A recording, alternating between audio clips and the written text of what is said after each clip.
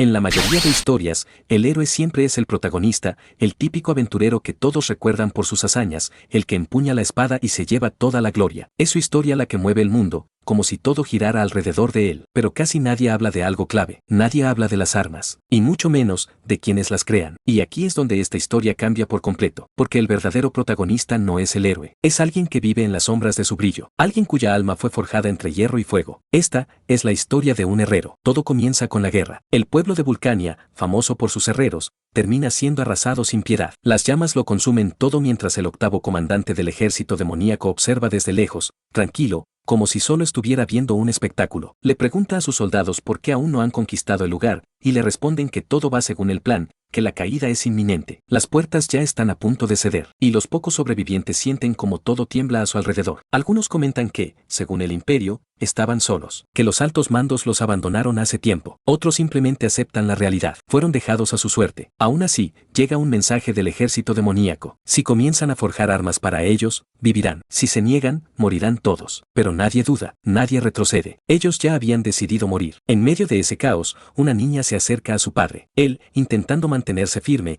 le dice que se esconda, que no haga ruido. Le explica que las técnicas de herrería que han pasado por generaciones son el verdadero corazón de Vulcania, y que esa tradición jamás puede romperse. Por eso ella tiene que vivir. Le dice que siga adelante sin arrepentimientos, que debe sentirse orgullosa, porque sin herreros no existen los héroes. En un mundo lleno de monstruos, son ellos quienes crean las armas de la humanidad. Incluso en la desesperación, incluso en la peor realidad, ella debe sobrevivir, porque ahora ella carga con ese legado. Finalmente, las puertas caen, y los herreros ya estaban esperando. El comandante observa la escena y pregunta si eligieron morir, y el padre de la niña responde algo que define todo. Los herreros pueden romperse, pero nunca se moldean como en metal, nunca se doblan, y con eso, comienza la masacre. Los herreros luchan con todo lo que tienen, martillos, espadas, incluso el poder de sus propios hornos. En medio del caos, la niña, Uta, intenta correr hacia su padre, pero sus últimas palabras la detienen. Que nunca olvide que son herreros. Y justo frente a sus ojos, lo matan. Uno por uno, todos caen, hasta que solo queda ella, la última sobreviviente de Vulcania. El comandante se acerca, la toma sin piedad, y le dice que debería sentirse agradecida de seguir con vida, porque ahora lleva sangre de herrera, y desde ese momento servirá al rey demonio. Pasan 10 años. Dentro del territorio demoníaco, en la forja de Rodial, Uta sigue viva, pero no como alguien libre, sino como una esclava. Trabaja sin descanso creando armas y armaduras para los demonios. Para ella,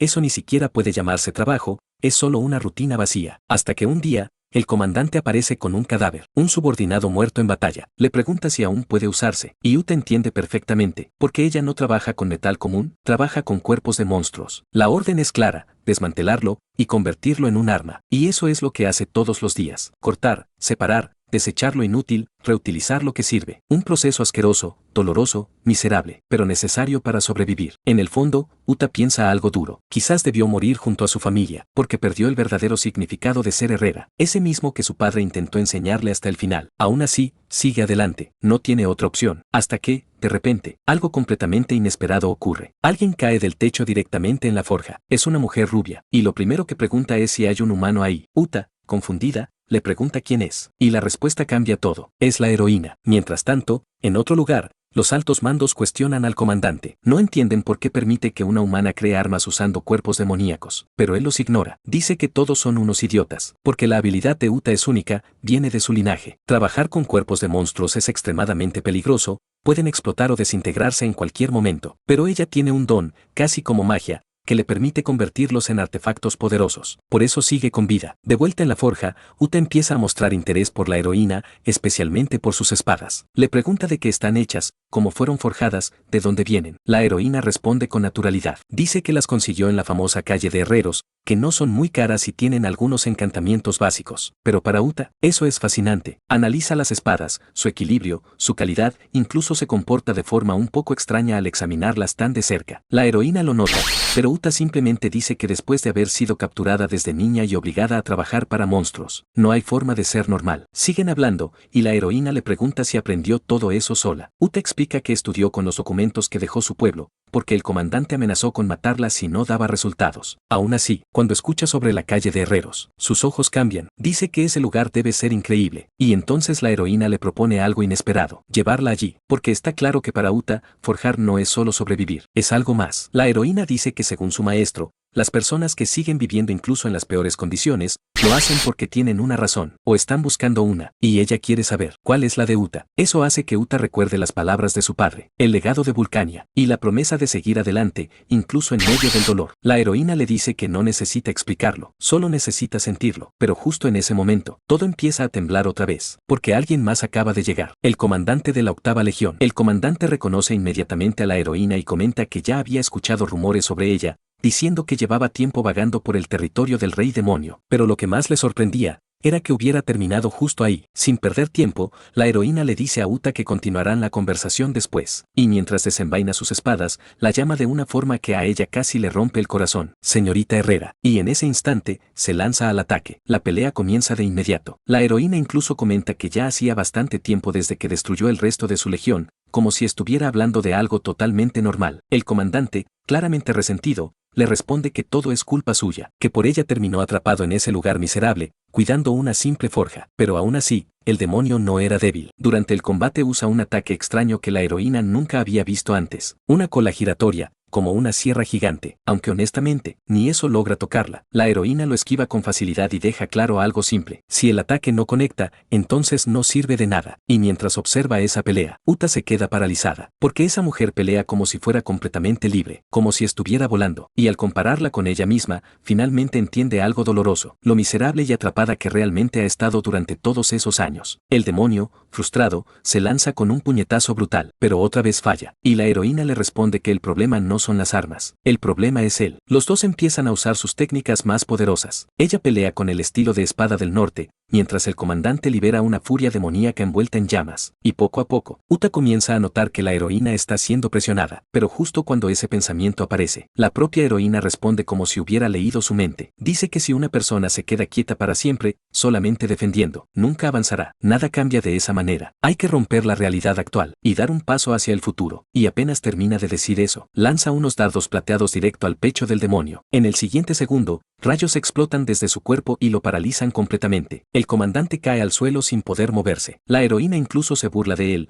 preguntándole si tiene problemas para levantarse, y luego remata diciendo que un espadachín que depende únicamente de su espada siempre deja puntos ciegos. Pero el comandante todavía sonríe, porque siguen dentro de su territorio, y justo entonces aparecen varios demonios más. Aunque la heroína ni siquiera se preocupa, dice tranquilamente que todo está bajo control, porque su querida discípula seguramente ya se encargó del resto. Y literalmente en ese momento, aparece As, con la cabeza de un demonio en la mano, mientras se queja sarcásticamente de que siempre le toca hacer el trabajo sucio. Mientras tanto, el comandante sigue inmóvil en el suelo debido a la parálisis, y desesperado empieza a gritarle a Uta, ordenándole que haga algo, que recuerde que es su esclava. Pero antes de que ella pueda reaccionar, la heroína la llama, y le dice algo que cambia absolutamente todo. Si no cambia ahora, seguirá atrapada ahí para siempre. Luego le pregunta, ¿cuál es su razón para seguir viviendo? Y esa pregunta golpea directo el corazón de Uta, porque de inmediato recuerda a su padre, a Vulcania, a su pueblo destruido, y el hecho de que ella es la última sobreviviente, la única capaz de cargar con el legado de los herreros. Y finalmente, Uta decide moverse, rompe las cadenas que la mantenían atada. Ese fue el primer paso para cambiar su realidad. El comandante entra en pánico y empieza a gritarle, preguntándole qué cree que hace, diciéndole que no es más que una esclava. Pero Uta ya no acepta eso, recuerda las palabras de su padre, y por primera vez afirma quién es realmente. Ella no es una esclava, es una herrera, y con el siguiente golpe, destroza al demonio. Después de eso, todavía incrédula, le pregunta a la heroína si de verdad algo así era posible, y la respuesta llega sin ninguna duda. La heroína le dice que jamás cuestionó sus habilidades, que si encontraba compañeros y liberaba todo su potencial, podría convertirse en una leyenda, incluso alcanzar aquello que realmente desea, porque, según las enseñanzas de su maestro, nadie es más fuerte que alguien que valora sus propias capacidades. Y entonces, la heroína le hace una invitación directa, le pregunta si quiere ir con ella a la calle de los herreros. En ese momento, los ojos de Uta tiemblan, porque recuerda que su padre le prometió llevarla allí algún día, el lugar donde se reúnen los mejores herreros del mundo. Conmovida, finalmente acepta. Dice que quiere ir, que ya no quiere una vida encadenada, forjando armas bajo opresión. Quiere una vida donde pueda crear lo que realmente desea. Entonces la heroína le dice que la siga, llamándola Uta la herrera, y así, la historia avanza. Todo esto ocurre antes de la gran guerra que comenzará cuando el heraldo esqueleto descienda de las montañas, en una época donde incontables ambiciones convergen en la famosa calle de los herreros, incluso rodeadas de monstruos. Las chicas no muestran ni un poco de miedo. Uta comenta tranquilamente que hay bastantes sujetos de prueba, mientras la otra le pregunta a Uta qué piensa hacer. Y sin dudarlo, Uta libera todo su poder. Empuña un tridente capaz de crear olas gigantescas, mientras su compañera se queja diciendo que va a cobrar extra por eso. Al mismo tiempo, clava su espada eléctrica en el suelo, creando un enorme vórtice que arrastra incluso a las criaturas más grandes. Agua y electricidad se mezclan de una forma completamente devastadora. Todos los monstruos intentan atacar al mismo tiempo, y terminan siendo destruidos sin siquiera poder acercarse. Después de la batalla, Uta comenta que esperaba algo más difícil, incluso se siente un poco decepcionada de haber acabado todo de un solo golpe, pero su compañera empieza a quejarse porque la espada hecha por Uta se rompió, y aunque eso le da una pequeña punzada en el pecho, la otra chica rápidamente le dice que no fue su culpa. Uta recupera la compostura enseguida y responde que no importa, porque consiguió nuevos materiales y todavía tiene muchas armas disponibles. Después propone regresar al taller. Más tarde, ya de vuelta en la forja, Uta trabaja completamente concentrada. Moldea una espada curva bajo un calor intenso, golpeando el metal una y otra vez hasta terminarla, y al verla finalizada, dice que quedó suficientemente bien. Mientras tanto, su compañera intenta dormir una siesta, aunque con el sonido constante del martillo claramente no puede. Pero de repente, Uta siente que alguien ha regresado. Tiempo después, un héroe llega a la ciudad junto a su grupo, y es ahí cuando conocen la famosa calle de los herreros, un lugar conocido en todo el continente por reunir a los artesanos más talentosos. Todo ahí es de máxima calidad. Armas raras, equipos únicos, objetos imposibles de encontrar en otro lado. Prácticamente un lugar sagrado para cualquier aventurero. El héroe comenta que el sitio es increíble, aunque la atmósfera es algo distinta a lo que había escuchado. Entonces el explorador del grupo les explica que la forja que están buscando se llama Ralph Love. Cuando finalmente llegan, no hay nadie para atenderlos. Así que empiezan a observar las armas y objetos exhibidos, mientras algo mucho más grande está a punto de comenzar. La maga entonces le pregunta al héroe sobre esos rumores que mencionó antes, y él responde que siempre escuchó que los maestros herreros eran personas extremadamente poderosas y temperamentales. Pero sinceramente, ese lugar no parecía tener nada de especial. Entonces el explorador les explica que en la calle de los herreros existen reglas extremadamente estrictas y que romperlas puede traer castigos severos, incluso perder los brazos. El héroe se ríe un poco y piensa que eso suena demasiado exagerado, casi como una amenaza vacía, pero justo en ese momento, aparece el dueño de la forja, Barón Brooke, y apenas llega, deja claro que no están bromeando. Explica que esas reglas existen para mantener todo bajo control, y luego pregunta directamente qué es lo que quieren. Entonces el héroe menciona algo bastante peligroso. Habla sobre una supuesta arma monstruosa, y apenas escucha eso, Brooke cambia completamente, niega todo de inmediato y asegura que ahí no trabajan con cosas así, porque fabricar armas usando partes de monstruos es un tabú absoluto dentro de la calle de los herreros. Pero el héroe insiste, dice que ya sabe toda la verdad, e incluso menciona un arma marcada con un cuerno y un martillo. Y ahí, algo empieza a sentirse raro. Los ojos del héroe se vuelven rojos, mientras una energía extraña comienza a cubrir su cuerpo. La maga se da cuenta enseguida. Desde que encontró esa arma, él ha estado actuando cada vez más extraño. Ella intenta detenerlo y le dice que no vale la pena obligar a los herreros a romper sus tabúes. Por un momento, parece entrar en razón. Dice que quizás no deberían perder más tiempo ahí, pero al segundo siguiente, todo explota, sin ninguna advertencia. El héroe decapita a la maga, así, de un solo golpe, y mientras el cuerpo cae al suelo, dice tranquilamente que 2 sacrificios deberían ser suficientes. Luego mata también al explorador, y deja claro algo aterrador. Seguirá matando, hasta que alguien revele dónde está el arma monstruosa. Finalmente muestra su propia arma, y es evidente que esa cosa ya está tomando control de su cuerpo. En cuanto libera su poder, algo siniestro emerge. Criaturas monstruosas empiezan a aparecer por todas partes, destruyendo todo a su paso. La calle de los herreros explota en caos. Una enorme explosión consume la zona mientras esas criaturas devoran a cualquiera que encuentran, incluso a los heridos atrapados bajo los escombros. Aún así, Baron Brooke sigue firme. Dice que nadie romperá el tabú, que prefieren morir antes que hacerlo, y además le advierte algo importante al héroe. Esa es un arma que los humanos jamás deberían usar. Incluso le pregunta si no puede darse cuenta de cómo su mente fue corrompida desde el momento en que la encontró. Pero el héroe ya no escucha razones. Recuerda el instante en que halló esa arma, cuando un cadáver apareció flotando frente a él, y entonces revela su verdadera obsesión. Dice que necesita ese poder para alcanzar su objetivo, que no le importa si se trata de un arma monstruosa o no, porque al final, lo único importante es obtener el poder necesario para convertirse en un verdadero héroe. Y justo después de decir eso, intenta matar a Baron Brooke, pero antes de que el golpe impacte, alguien bloquea el ataque con total facilidad.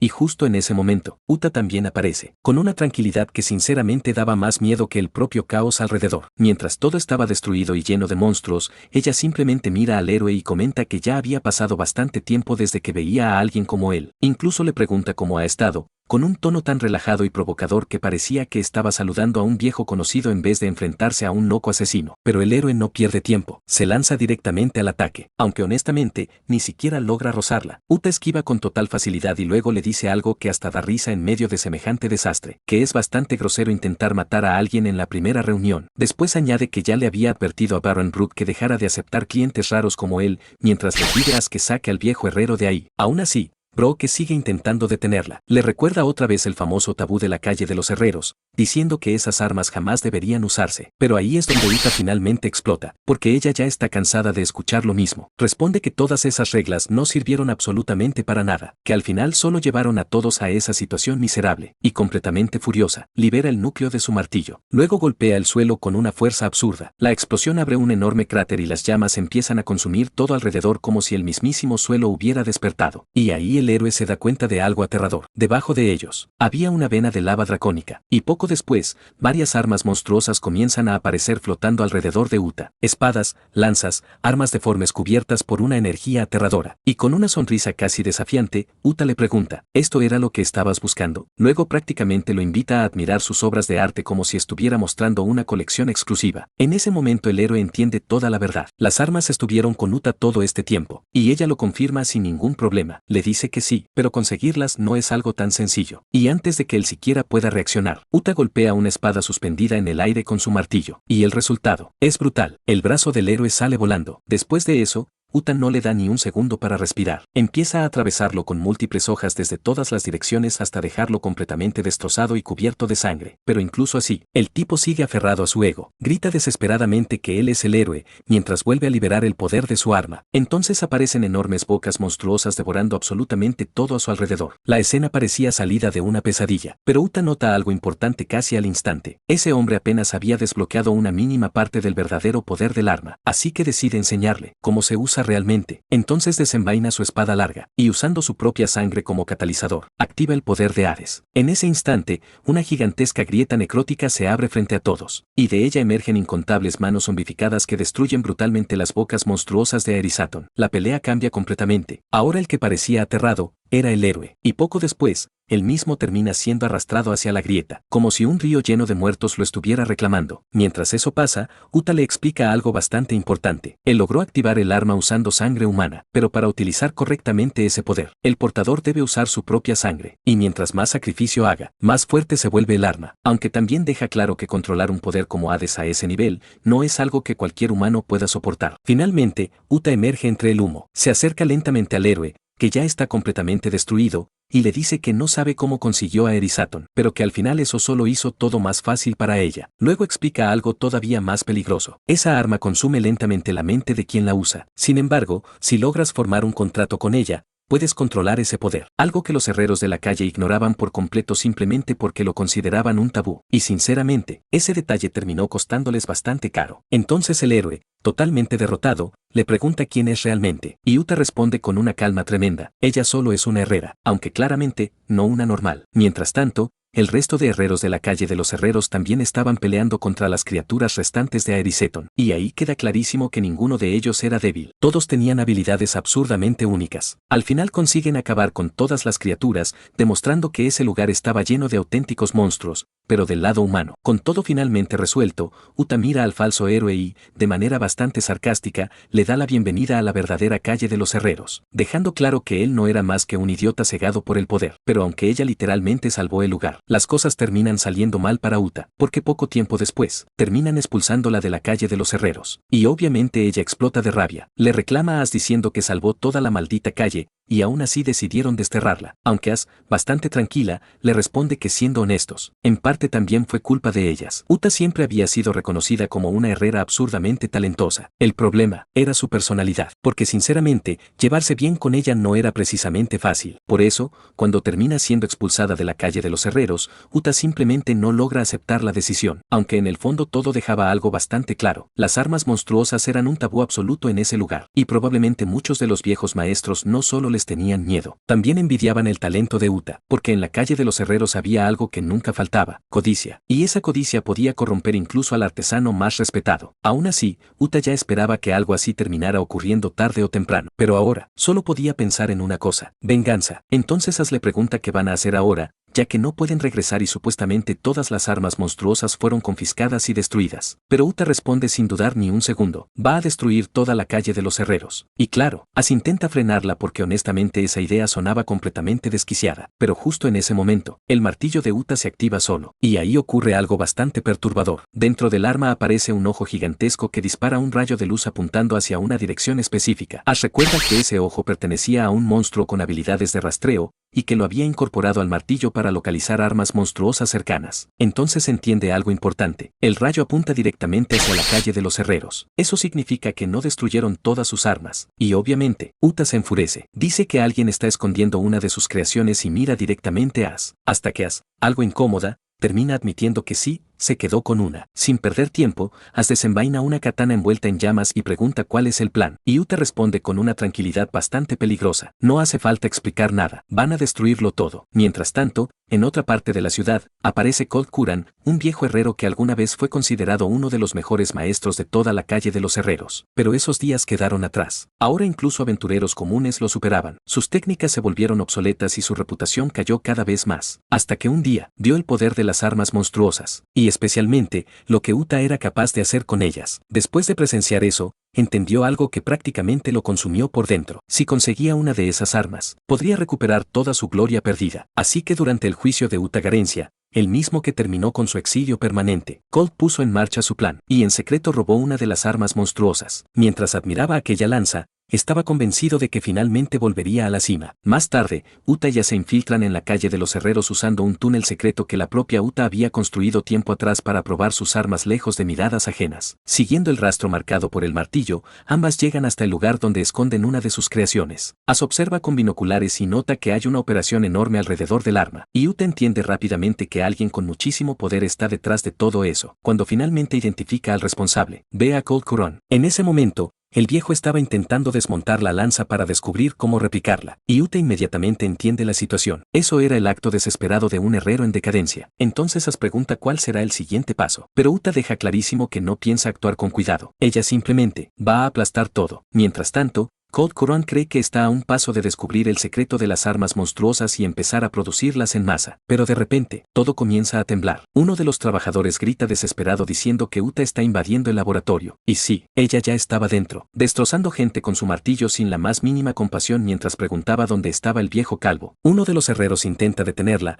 lanzándose con una espada mientras la llama traidora desterrada. Pero Uta lo derriba con una sola mano. Literalmente ni le costó esfuerzo, demostrando que el tipo jamás estuvo a su nivel. Y entonces aparece Colt Curran, comentando que había pasado mucho tiempo desde la última vez que vio el rostro de Uta. También admite que no tiene idea de cómo encontró ese lugar, aunque sinceramente quería agradecerle, porque gracias a las armas monstruosas que ella creó, él logró convertirse otra vez en el mejor herrero de la calle. Pero claro, el viejo rápidamente muestra sus verdaderas intenciones. Dice que por el bien de la humanidad, esa tecnología debe quedarse únicamente con él, y que por eso, Uta tiene que morir ahí mismo. Y para asegurarse de eso, además de herreros, también contrató mercenarios del bajo mundo. Uta solo responde con sarcasmo, diciendo que el viejo realmente se esforzó bastante con todo su plan. Pero cuando los asesinos se lanzan hacia ella, entiende que ya no hay nada más que hablar. Así que decide liberar su poder. Activando su técnica, su espada libera 1000 brazos ardientes. Enormes extremidades de fuego empiezan a atacar en todas direcciones al mismo tiempo, aplastando enemigos con una fuerza brutal. Mientras pelea,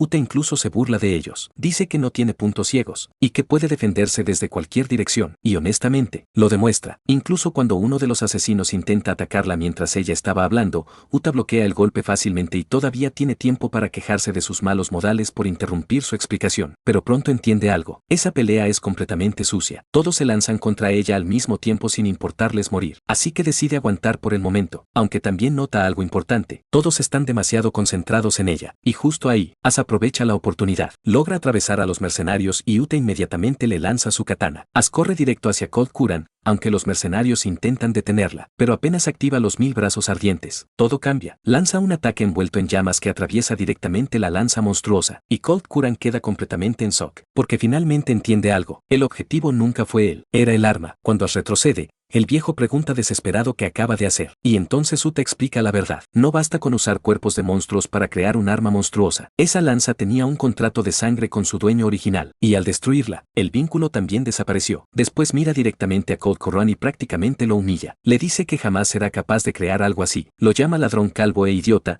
mientras explica que esas armas requieren formar vínculos con seres que existen más allá del mundo humano. Y eso no es algo que simplemente puedas robar. Pero justo cuando parecía que todo había terminado, un gigantesco portal se abre sobre ellos, y desde el cielo aparece un enorme dragón. La criatura, llamada Baleares, comenta que el poder mágico del diente que Uta trató volvió a conectarse, y que el dolor regresó hasta el punto de casi volverlo loco. Entonces Uta le pregunta rápidamente si está bien, y explica que el sello mágico fue deshecho por culpa de Colt Curran. Al escuchar toda la explicación, el dragón finalmente entiende lo que pasó, y sinceramente, no se lo toma nada bien. Así que decide ayudar a Uta de la forma más simple posible: borrar a todos los humanos de ese lugar. Mientras tanto, en el distrito de artesanos, los nobles y ancianos de la calle de los herreros discuten el desastre que provocó todo este asunto. Uno de ellos incluso comenta que Uta era un desperdicio de talento, que si simplemente hubiera obedecido las reglas, podrían haberla aceptado nuevamente. También revela que él mismo fue quien la llevó a la calle de los herreros por su talento excepcional y que incluso puso a Baron Brook a vigilarla. Pero aún así, todo terminó saliéndose completamente de control. Brook suspira y se disculpa, aunque también deja caer una verdad bastante pesada. Mientras más oprimas a una persona,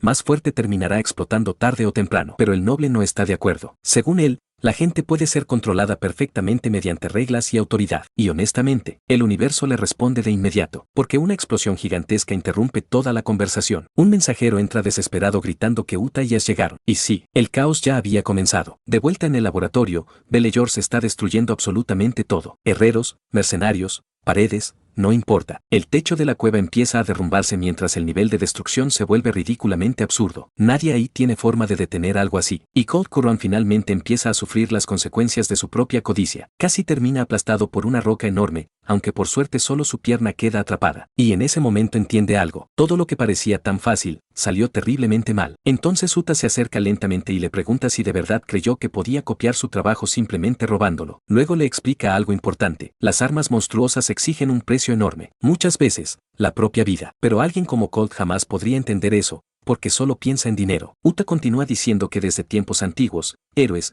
reyes demonio y aventureros arriesgaron absolutamente todo para obtener un poder como ese. Porque esas armas no existen para representar justicia absoluta. Existen para ser poderosas, y para ser usadas por individuos fuertes. Y ahí, frente a todos, Uta se declara una verdadera herrera monstruosa. Colt Curran responde diciendo que habla muy bonito, pero que algún día entenderá que ambos no son tan diferentes. Y eso claramente toca una fibra sensible, porque Uta rechaza esa idea al instante. Luego llama a Belejors, sube sobre su cuello y deja clara una cosa: jamás quiere ser comparada con alguien como él. Entonces le ordena al dragón destruir absolutamente todo lo que Colt construyó, dejando únicamente algunos cofres donde guardaban armas. Aunque Uta advierte algo bastante importante: esos cofres no deben romperse, porque la energía mágica dentro de ellos podría provocar una reacción en cadena. Pero claro, Belejors termina aplastando algunos accidentalmente, y ahí es cuando todo empeora muchísimo. Una explosión gigantesca ocurre. Las armas monstruosas salen disparadas en todas direcciones, dispersándose por todo el mundo. Cada una termina cayendo en un lugar distinto del continente, y apenas Ash ve eso, entiende que la situación acaba de volverse muchísimo peor. Mientras tanto,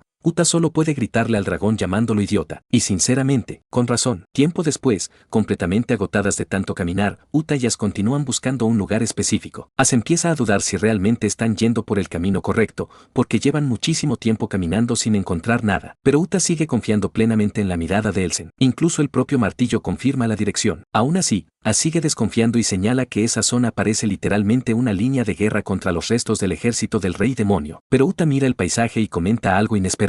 Dice que el lugar le resulta nostálgico. Entonces Ash pregunta por qué, entre todos los sitios posibles, terminaron justamente ahí. Y Uta admite que toda la situación se convirtió en un desastre gigantesco, especialmente después del accidente con Belejors. Porque gracias a ese error, las armas monstruosas quedaron dispersas por todo el continente, aunque también deja claro que gran parte de la culpa la tuvo el Consejo de Artesanos. Después de todo, fueron ellos quienes cambiaron varias reglas y tabúes de la calle de los herreros, y terminaron dándole a Uta derechos exclusivos para producir y distribuir armas monstruosas. Mientras tanto, Colt Curran fue juzgado, y Uta recibió la responsabilidad de viajar por todo el continente para recuperar todas las armas perdidas. Por eso terminaron ahí, y ella confía totalmente en la mirada de Elsen porque jamás falla. Está convencida de que quien posee el arma que buscan se encuentra en ese lugar. Y efectivamente, en pleno campo de batalla, una maga estaba usando un bastón monstruoso, y el poder de esa cosa era completamente ridículo. La mujer eliminaba soldados humanos con una facilidad aterradora mientras decía que ese poder prácticamente parecía una bendición, porque jamás se había sentido tan poderosa. monstruosa. Mientras tanto,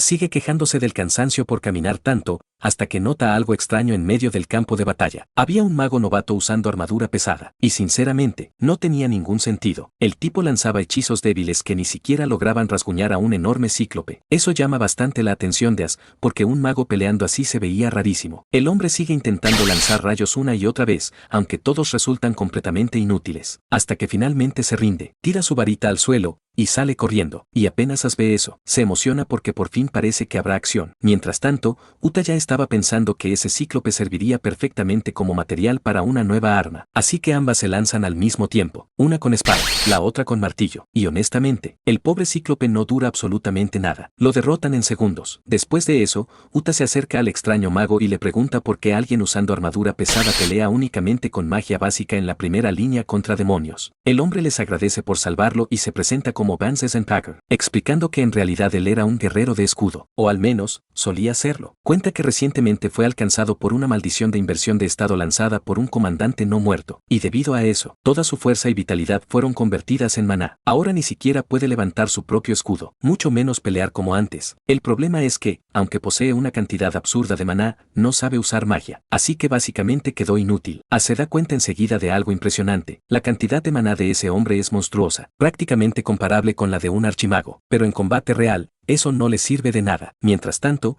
Uta empieza a conectar las piezas, y sospecha que esa maldición está directamente relacionada con el arma monstruosa que están buscando. Eso significa que probablemente cayó en manos del ejército demoníaco, y sinceramente, la situación es mucho peor de lo que imaginaba. Aún así, Vance Zenpacker deja claro que no piensa quedarse de brazos cruzados, porque escuchó que el comandante no muerto está a punto de lanzar una ofensiva contra los humanos, y aunque se siente inútil, no quiere abandonar a sus compañeros. Entonces Ash comenta que la famosa inversión de estado seguramente es el efecto del arma monstruosa que buscan, y ahí Uta le propone algo interesante. Le pregunta que si logra volver a usar un escudo, entonces si estaría dispuesto a ayudarlas. Él duda un poco y responde que el campo de batalla es demasiado peligroso para chicas como ellas, y que incluso veteranos experimentados están siendo derrotados por ese comandante. Pero Uta deja algo bastante claro: ella también tiene asuntos pendientes con ese enemigo, y además, puede fabricar un nuevo escudo para él. Después de todo, ella es una herrera. Tiempo después, los tres llegan a una forja cercana al campo de batalla. Mientras ajusta la temperatura del horno, Uta empieza a pensar en todo lo que ha pasado hasta ahora y se da cuenta de algo. Había pasado muchísimo tiempo desde la última vez que trabajó en una forja de verdad, y aunque su vida había sido un completo desastre, en cuanto escucha el sonido del martillo golpeando el metal, algo dentro de ella cambia. Por primera vez en mucho tiempo, parece realmente feliz. El dueño de la forja, que observaba todo desde lejos, empieza a verla con desconfianza. Dice que solo le permitió usar el horno porque Vance Zenpacker lo pidió personalmente, pero que ella parece una novata que ni siquiera sabe lo que está haciendo. Aunque claro, esa opinión le dura como 10 segundos, porque apenas nota la temperatura absurda del horno, entra en pánico pensando que todo está a punto de explotar, y cuando intenta intervenir, descubre algo todavía más loco. No había carbón alimentando el fuego. Uta estaba usando un cuerno de monstruo como combustible, algo completamente anormal. Uta simplemente le pide disculpas por el desastre, y le dice que mejor observe todo como si fuera un espectáculo. Y honestamente, eso era exactamente lo que estaba a punto de ocurrir. Entonces comienza a trabajar con muchísima más intensidad. Aumenta el calor, aumenta la fuerza de los golpes, y explica que lo que está creando es prácticamente una máquina compuesta por una fórmula de maná extremadamente compleja, algo que requiere una resistencia física absurda. Por eso necesita temperaturas tan extremas. Mientras trabaja, le pregunta a Vance Zenpacker si es diestro o zurdo, y cuando descubre que pelea con la mano derecha y que antes utilizaba un gladius estilo espartano, define inmediatamente el diseño del arma, y usa hueso de dragón para la hoja, e incrusta la fórmula mágica directamente en la empuñadura. El herrero dueño del lugar observa completamente sorprendido, porque jamás había visto a alguien trabajar con materiales ni técnicas así, y cuando Uta empieza a grabar runas sobre la espada usando una pluma especial, el hombre recuerda una vieja historia, la historia de una heroína relacionada con una técnica legendaria que imitaba la forja de una diosa, una técnica que supuestamente desapareció hace muchísimo tiempo. Mientras tanto, Vance Zenpacker permanece en silencio pensando en sus compañeros, porque más que pelear, lo que realmente quiere es volver a protegerlos. Para él, eso no es solo un deber, también es su orgullo, y aunque no sabe si todo esto es destino o pura coincidencia, decide confiar en Uta, porque honestamente ya no le queda otra opción. Solo quiere volver a levantar un escudo y proteger a las personas importantes para él. Después de muchísimo esfuerzo, Uta finalmente termina el gladius. Entonces explica algo importante: el arma no fue creada en su forja original, así que no durará lo suficiente como para recibir un nombre verdadero, pero aún así, cumplirá el deseo de su maestro. Luego presenta el arma con el nombre de conversión, y deja claro que esto es solamente una solución alternativa. Entonces le pregunta algo bastante serio a Van Sison. Incluso así, ¿todavía puede considerarse un guerrero con orgullo? Pero la respuesta del hombre sorprende bastante. Dice que solo los idiotas se obsesionan demasiado con el concepto exacto de guerrero, porque mientras pueda proteger a sus compañeros, el método no importa, y para él, eso es más que suficiente. Uta escucha eso, y finalmente sonríe. Entonces afirma que él sí merece portar esa arma, y le pregunta directamente si está listo para regresar al campo de batalla. Mientras tanto, en el frente de guerra, los compañeros de Vances and Packard apenas logran resistir el ataque de las criaturas demoníacas. Pero todo empeora cuando aparece el comandante no muerto, y sin siquiera dudarlo, lanza un meteorito mágico gigantesco contra una de las magas del grupo. La chica intenta reaccionar, pero entiende inmediatamente que no podrá esquivarlo, y justo cuando cree que va a morir, solo puede pensar en una cosa: si Van Sesen estuviera ahí, todo sería diferente, y literalmente en el último segundo, él aparece, entrando al campo de batalla con su enorme escudo y bloqueando de frente el meteorito mágico, aunque eso sí, llega un poquito tarde. Van Sison inmediatamente deja claro que todavía sigue cumpliendo con su deber. Se presenta nuevamente como el capitán de la primera línea y le pide nuevas órdenes al líder del gremio. La maga queda completamente sorprendida al verlo regresar, pero él solo se disculpa por la demora, diciendo que tuvo algunos problemas en el camino. Mientras tanto, Uta comenta que las presentaciones pueden esperar porque tienen problemas mucho más grandes ahora mismo, y Van Sison está totalmente de acuerdo, así que vuelve directo al frente. Ahora en combate, utiliza el escudo para defender a todos mientras pelea usando el Gladius mágico. Cada vez que golpea el suelo, libera enormes explosiones de poder. Uta observa atentamente y rápidamente entiende cómo funciona el arma, porque aunque la espada en sí no sea particularmente eficiente, su verdadero potencial proviene de la cantidad monstruosa de maná que ahora posee Van Sison. Eso le permite generar pura fuerza bruta en cada ataque, y gracias al regreso del capitán, los demás guerreros recuperan la moral y empiezan a reorganizar la línea defensiva. Pero obviamente, la situación empeora otra vez. Más demonios aparecen disparando flechas envueltas en llamas, y aún así, Van Sison consigue bloquearlas todas mientras protege al resto. En medio del combate, Uta intenta conseguir información y pregunta si alguien ha visto a una persona usando un bastón extraño, pero los demonios claramente no tienen intención de colaborar. Van Sison menciona a los comandantes y se sorprende al escucharlo. Entonces se lanza contra los enemigos con su espada, dejando a los arqueros en manos de Uta. Y Uta utiliza el ojo de Elsen para disparar múltiples rayos de energía al mismo tiempo, aunque uno de los demonios logra resistir el ataque, e incluso empieza a burlarse. Pero en plena batalla, Van Sison aparece frente a As para bloquear un golpe, creando una apertura perfecta. As finge dejar un espacio libre, pero todo era una trampa, porque el verdadero ataque venía de Uta, que aparece de repente y aplasta la cabeza del demonio de un martillazo brutal mientras todavía se burla de él. Y justo después, una nueva presencia aparece en el campo de batalla, una figura misteriosa observando toda la pelea con interés. La mujer utiliza su propia sangre para activar su arma, y apenas Uta siente esa firma de maná, la reconoce al instante. Era el bastón que había estado buscando todo este tiempo. Entonces el comandante demoníaco lanza una explosión de inversión de estado directamente contra Uta. As intenta bloquearla, pero no logra reaccionar a tiempo, y la explosión golpea a ambas. Van Sison entra en pánico inmediatamente, pero el comandante explica tranquilamente que el ataque no mata, solo invierte los atributos de la víctima, exactamente igual que pasó con él. Después pregunta algo que sinceramente la desconcierta: ¿cómo es posible que todavía pueda luchar y levantar un escudo incluso después de haber sido afectado por ese poder? Y Van Sison responde sin dudar. Dice que incluso sin fuerza, seguirá peleando para proteger a los demás. Aprovechando el momento,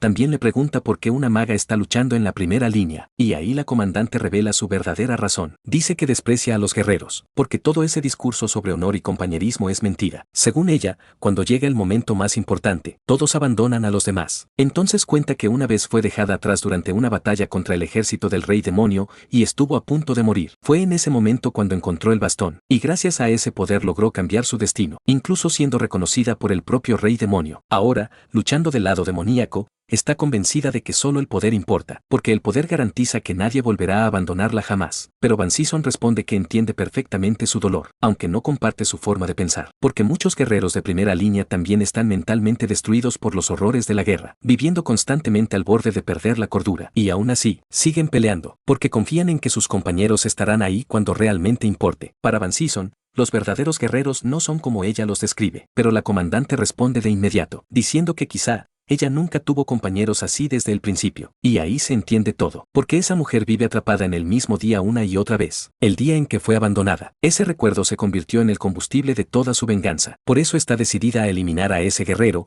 y también a cualquiera que permanezca a su lado. Porque para ella, los aventureros no son héroes, son solo hipócritas que hablan de honor, hasta que llega el momento de sacrificar a alguien más para sobrevivir. Hasta aquí el capítulo de hoy. Si te gustó el video, no olvides dejar tu like y suscribirte. Después de eso, cuéntame en los comentarios, ¿cuál fue tu parte favorita del manhwa? Así que no sean tímidos, no se pierdan como Uta al momento de buscar las armas. Dejen sus comentarios, los estaré esperando. Si quieren otra parte de este increíble manhwa, digan segunda parte en los comentarios. Gracias por todo su apoyo. De verdad, muchas gracias. Pongan la campanita de notificaciones para que no se pierdan ningún capítulo. Nos vemos en la próxima.